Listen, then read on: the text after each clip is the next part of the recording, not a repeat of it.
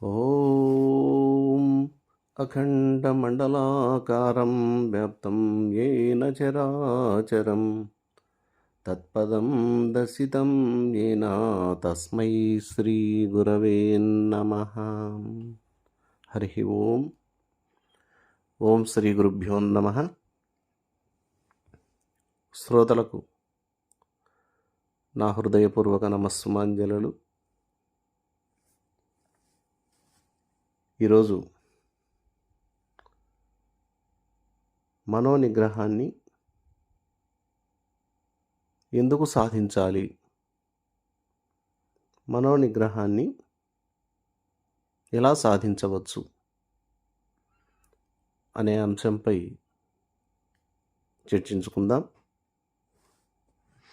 జనులు ఎన్నో జన్మల నుండి, అనాది కాలము నుండి ఈ సంసార సాగరమునందు పడి ఒడ్డు చేరలేక ఈదులాడుతూ అవస్థలు పడుచున్నారు. జీవుడు తల్లి గర్భంలో ప్రవేశించినది మొదలుకొని జననము, బాల్యము, కౌమారము, యవ్వనము, వృద్ధాప్యము, మరణం అనే అన్ని దశలలో ఎన్నో కష్టాలు అనుభవించుచు, నానా తంటాలు పడుతూ, దుఃఖములకు లోనవుతూ తల్లడిల్లుచున్నారు. జననం నుండి మరణం వరకు ఆ జీవుడు చేసిన కర్మల యొక్క ఫలాలను అనుభవించడానికి స్వర్గలోకానికో లేక నరకలోకానికో వెళ్ళి ఆ ఫలానుభవం పూర్తయిన తరువాత క్షీణే పుణ్యే మర్త్యలోకం విశంతి అనున్నట్లు మళ్ళీ ఈ భూలోకంలోకి జన్మ తీసుకొని వస్తున్నాడు. భజ గోవిందం భజ గోవిందం గోవిందం భజ మూఢమతే. పునరపి జననం పునరపి మరణం పునరపి జననీ జఠరే శయనం. పునరపి జననం పునరపి మరణం పునరపి జననీ జఠరే శయనం. ఇహ సంసారే బహుదుస్తారే కృపయా పారే పాహి మురారే. భజ గోవిందం భజ గోవిందం గోవిందం భజే మూఢమతే. మళ్ళీ మళ్ళీ పుట్టడం, మళ్ళీ మళ్ళీ చావడం, మళ్ళీ మళ్ళీ తల్లి గర్భంలో ప్రవేశించి అక్కడ ఉండటం, అంతులేని ఈ జనన మరణ సంసార చక్రము నుండి తప్పించుకోవడం కష్టమైన పని. కనుకనే ఓ కృష్ణ, దయతో నన్ను ఈ బంధము నుండి రక్షించు అని వేడుకుంటూ నిరంతరం ఆ పరమాత్మను భజించాలి. అలా భజిస్తూ మనసును నిగ్రహించి నిశ్చలము చేసి ఆత్మానుభూతిని పొందితే తప్ప ఈ దుఃఖం తొలగిపోదు. కానీ ఆ మనసు పూర్వజన్మ వాసనా బలం వల్ల ఎప్పుడూ దృశ్య విషయముల వైపుకే లాక్కెళ్తుంది తప్ప మనోనిగ్రహానికి రాదు. ఈ మనస్సు చంచలమై సాధకుని క్షోభ పెట్టుచు కలచివేస్తూ అశాంతిని కలగచేస్తుంది. ఈ మనసు చాలా బలమైనది, దృఢమైనది కూడా. ఈ చంచల మనస్సు ఆత్మానుభూతికి అడ్డుగోడగా నిలిచి ఉన్నది. అలాంటి మనస్సును ఎలా నిగ్రహించాలి అనే ప్రశ్న దాదాపు సాధకులందరి నుండి వెలువడుచూ ఉన్నది. మనోనిగ్రహాన్ని ఎలా సాధించాలి అనే విషయం గురించి శ్రీకృష్ణ పరమాత్మ భగవద్గీత యందు చక్కటి ఉపాయములు తెలిపి ఉన్నాడు. అసంశయం మహాబాహో మనో దుర్నిగ్రహం చలం అభ్యాసేన తు కౌంతేయ వైరాగ్యేన చ గృహ్యతే. మనస్సును జయించడం కష్టసాధ్యమే కానీ అసాధ్యము కాదు. దాని బలాన్ని చూసి అధైర్యపడవద్దు. దానిని వశపరుచుకోవడానికి ఉపాయాలు కలవని సెలవిచ్చాడు కృష్ణ పరమాత్మ. మరి ఆ ఉపాయములు ఏమిటంటారా? అభ్యాసము, వైరాగ్యము.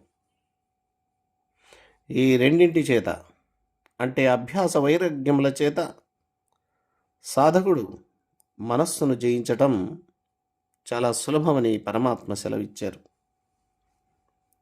ఇక మొట్టమొదటిది వైరాగ్యం. ఆ వైరాగ్యాన్ని గురించి ఇప్పుడు తెలుసుకుందాం. ఏమిటి వైరాగ్యం అంటే? వైరాగ్యం అంటే దృశ్య విషయముల యందు ఏహ్య భావాన్ని కలిగి ఉండటం. అంటే ఈ దృశ్య విషయాలన్నిటి మీద మనకు విరక్తి కలగాలి, వాటి మీద మమకారం తగ్గిపోవాలి. ఎలా తగ్గిపోతుంది? ఆ ఏహ్యభావం ఎప్పుడు పుడుతుంది అంటే ఆ దృశ్య విషయముల యొక్క నిజస్వరూపం తెలుసుకున్నప్పుడు. మరి ఆ దృశ్య విషయముల నిజస్వరూపం ఎలాంటిది అంటే, మొట్టమొదటి స్వరూపం ఈ దృశ్య విషయాలు భయముతో కూడినవే. అంటే ఈ దృశ్య విషయాల్లో మనకు భయాన్ని కలిగిస్తాయి తప్ప ధైర్యాన్ని ఇవ్వలేవు.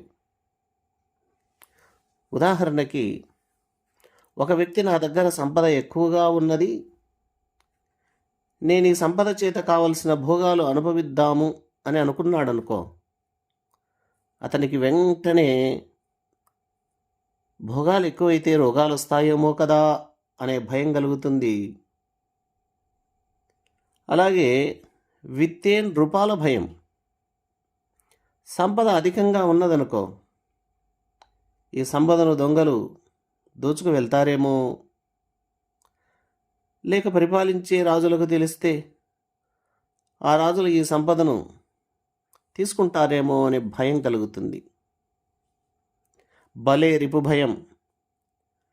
నేను బలవంతుణ్ణి అని విర్రవీగే వారికి శత్రు భయం తప్పనిసరిగా ఉంటుంది. అలాగే రూపం జరాభయం.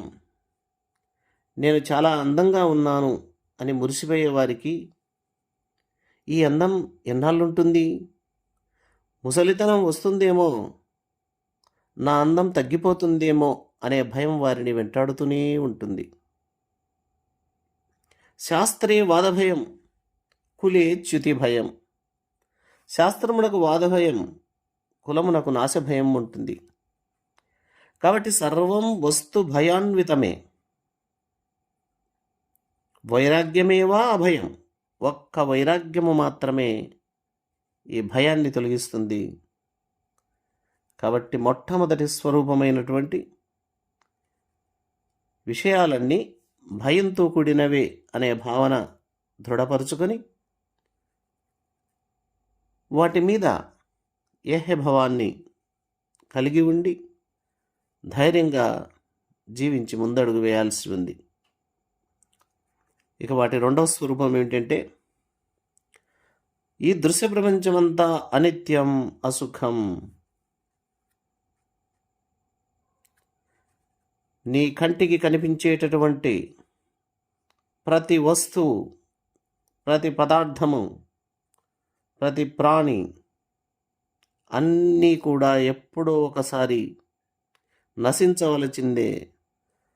ఎల్లప్పుడూ మార్పు చెందుతూ చెందుతూ చివరకు నశిస్తాయి. ఈనాటి సంపదలు రేపటి ఆపదలుగా మారుతాయి. ఈనాటి విషయములు రేపు విషములుగా పరిణమిస్తాయి. నాటి సుఖం నేడు దుఃఖంగా,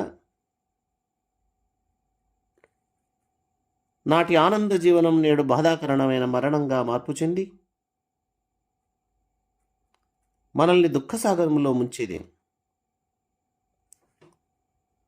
సుఖమనే వృక్షానికి బీజం దుఃఖమే. అనిత్యం అసుఖం లోకం దుఃఖాలయం అశాశ్వతం. ఈ సంసార సుఖం అశాశ్వతమైనది, జీవుణ్ణి ప్రేయ మార్గంలోకి తీసుకెళ్తుంది. కానీ ఆత్మసుఖం అలా కాదు, జీవుణ్ణి శ్రేయ మార్గంలో తీసుకెళ్ళి శాశ్వత ఆనందాన్ని ఇస్తుంది. అందుకే నచికేతుడు యమధర్మరాజుతో, ఓ ధర్మాత్మ, మీరు నాకు ఇస్తాము అన్న రాజ్యము వద్దు, అశ్వాది వాహనాలు వద్దు, ధనములు వద్దు, కామములు వద్దు, అవన్నీ నాకు తృప్తిని ఇవ్వలేవు, అవి నాకు వద్దే వద్దు. మీరు దయవించి నాకు ఆత్మజ్ఞానాన్ని ప్రసాదించమని వేడుకున్నాడు. అందుకే మనం కూడా అనిత్యమైన దుఃఖకారకమైనటువంటి ఈ దృశ్య విషయముల పట్ల వైరాగ్యభావం కలిగి ఉండాలి.